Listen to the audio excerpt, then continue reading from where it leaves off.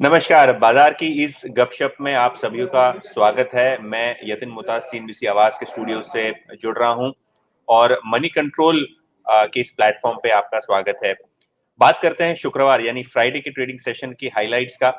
बाजार बहुत ही बोरिंग, डल, सुस्त आपको दिखाई दे रहा है। बहुत ही रेंज बाउंड ट्रेड आपको बाजार में देखने को मिल रही है। तो कहीं ना कहीं वीकेंड का इंतजार ट्रेडर्स कर रहे थे, क्योंकि अगर आप देखें पूरे हफ्ते रशिया और यूक्रेन क्राइसिस रिलेटेड न्यूज ने ही हेडलाइंस को डोमिनेट किया और मार्केट में भी जो स्विंग आया लार्जली इन सब न्यूज बिट्स के पीछे आपको होता हुआ दिखाई दिया। ग्लोबल मार्केट्स के संकेत भी थोड़े बहुत वीक थे, जिसके कारण जो एशियन मार्केट्स का वीक ओपन था और वीक क्लोज था, बाजार में आपको उसका असर होता हुआ दिखाई दिया। सेंसेक्स की बात करें तो लगभग 60 पॉइंट्स डाउन और निफ्टी की बात करें तो लगभग 30 पॉइंट्स डाउन आपको होता हुआ दिखाई दिया। तो आज काफी रेंज बाउंड आपको सेशन होता हुआ दिखाई दिया। हालांकि रेंज बाउंड सेशन होने के बावजूद एडवांस डिक्लाइन रेशियो काफी वीक था। लगभग 1:4 का एडवांस डिक्लाइन रेशियो आपको देखने को मिला, यानी एक गेनिंग स्टॉक के सामने 4 डिक्लाइनिंग स्टॉक्स आपको बाजार में होते हुए दिखाई दिए। सेक्टर वाइज भी केवल निफ्टी बैंक में आज स्ट्रेंथ था। बाकी सब इंडस्ट्रीज में आपको सेल ऑफ देखने को मिला। खास करके रियल एस्टेट और आईटी स्टॉक्स में आपको थोड़ा बहुत प्रॉफिट टेकिंग आता हुआ दिखाई दिया। फार्मा स्टॉक्स में भी थोड़ा बहुत प्रॉफिट टेकिंग का मूड माहौल था।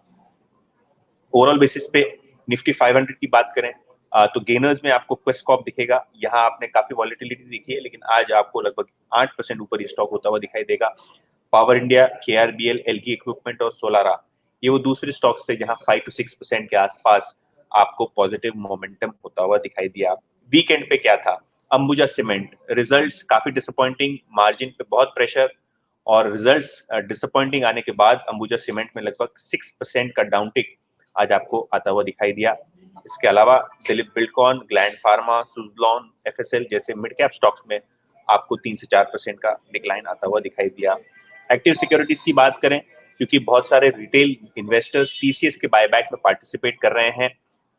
नेक्स्ट वीक एक्स बायबैक हो जाएगा, रिकॉर्ड डेट हो जाएगी और जो एलिजिबल शेयर होल्डर्स हैं अपने शेयर्स बायबैक में टेंडर कर सकेंगे।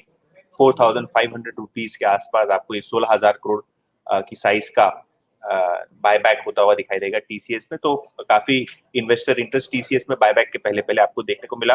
लगभग 1400 करोड़ का टर्नओवर यहाँ आपको होता हुआ दिखाई दिया। इसके अलावा एचडीएफसी लिमिटेड और एसबीआई काफी अच्छे वॉल्यूम्स के साथ आज लगभग 1-1.5% के गेन्स के साथ बंद हुए। 52 वीक हाई की बात करें तो अदानी ग्रीन एक इकलौता स्टॉक था जहां आपको 52 वीक हाई लगता हुआ दिखाई दिया, लेकिन 52 वीक हाई लगने के बाद स्टॉक में थोड़ी बहुत प्रॉफिट टेकिंग होती हुई दिखाई दी। नए आईपीओस की बात करें तो मान्यवर में भी आपने थोड़ा बहुत सेलिंग देखा, प्रॉफिट टेकिंग देखी लिस्टिंग के बाद, जो कि लगभग 950-980 के आसपास की रेंज का स्टॉक था, लगभग 900 रुपए हो गया। तो डिक्लाइनिंग फेज में स्टॉक चला गया। इसके अलावा अदानी विलमार और एजीएस ट्रांजैक्ट, सीएमएस इन्फो जैसे स्टॉक्स जो अभी रिसेंटली लिस्ट हुए हैं, नए आईपीओस की बात कर रहा हूं मैं, वहां भी आपको थोड़ी बहुत प्रॉफिट टेकिंग आती हुई दिखाई दी। तो ओवरऑल बेसिस पे मार्केट डल, मार्केट का टर्नओवर भी बहुत ही कम था। फ्यूचर एंड ऑप्शन सेगमेंट में भी आपको कोई बड़ी आपको मोमेंटम या कोई बड़ा वॉल्यूम नहीं देखने को मिला।